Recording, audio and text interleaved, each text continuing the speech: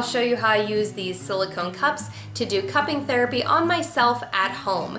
It's not as scary as it sounds, I promise. I'll show you in depth how I do my facial cupping and a little bit on how I use it on my body, but this video is mainly focused on how I do my facial massage using the smaller cups. If you want to see more tutorials like this one, let me know in the comments below. If you're not already subscribed, please hit that subscribe button, hit the notification bell next to it so you get updates when I post new videos. Follow me on social media at Katrinaosity, check out my podcast at mdxpods.com, and if you enjoyed this video, please click the like button. It really helps my videos get seen. Starting with clean skin, I used my DoSensePro set of cups. These are silicone cups, and for the face, I'm using the two smaller ones and some sweet almond oil. I prepped my skin with several drops of sweet almond oil and worked it all over my face so that the cups wouldn't stick to my skin and I can move them freely around. To apply pressure to the skin, you squeeze the cup and then with the mouth of it over your face, slowly release it, and that forms a pressure seal. I like to begin by promoting lymphatic drainage by massaging the sides of my neck over my lymph nodes. I like to do this entire area first and then down my neck, and that really gets things circulating and moving, so when you start on the face, the fluid isn't just going to build up there, it's going to have a place to drain and not cause puffiness and inflammation.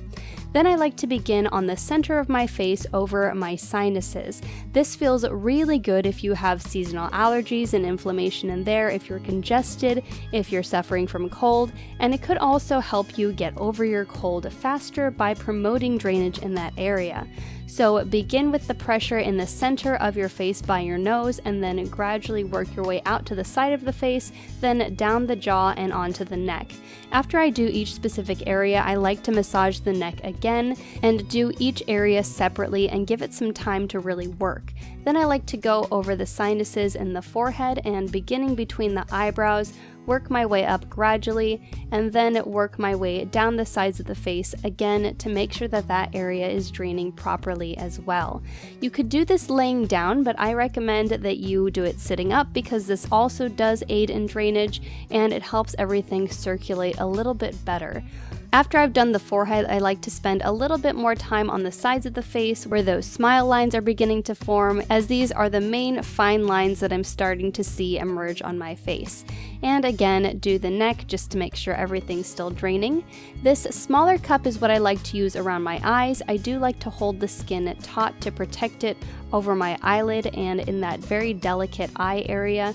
You want to make sure that you're not applying too much pressure to this area because the skin is very delicate and you don't want to cause burst capillaries. This cup is also great for those hard to get to areas on the nose, around the lips, and again, I like to work this into that area where I have those smile lines turning up because it is going to get in there and apply pressure to areas that the larger cup can't get to. Then once I'm done with that initial portion of the facial massage, I'm ready to cleanse the cups and the skin. I wash off the cups first and then I like to apply a purifying mask. This one was sent to me by Mamonde and it's a Petal purifying mask. It cleanses the skin and feels similar to a clay mask, but it does foam up.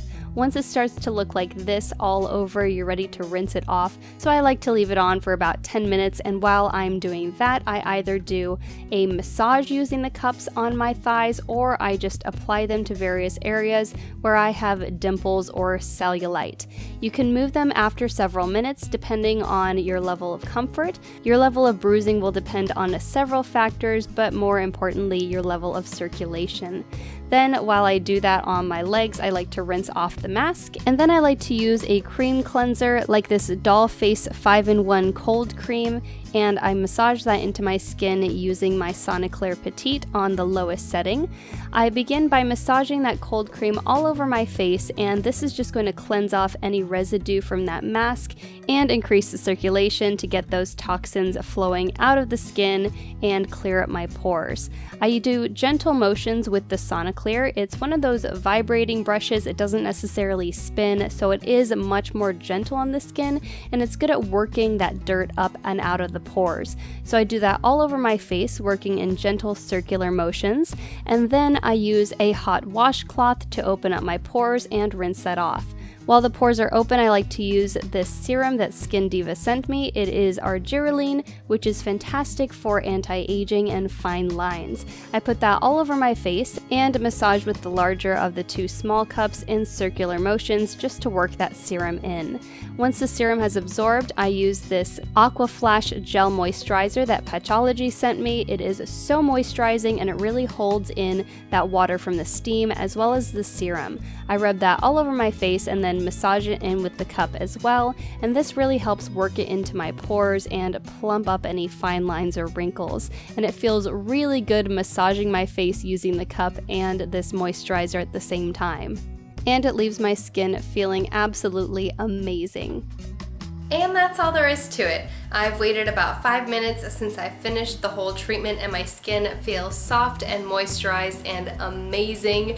I also look quite a bit more awake than I did when I started this, so I'm very impressed with facial cupping so far. I have really been enjoying the results I've been getting from this over the last couple of days, and I hope to see some long-term benefits as well. I don't have very dark marks on my thighs from doing the cupping treatment there. Let me know if you want to see a video for long-term results on how that progresses with my legs.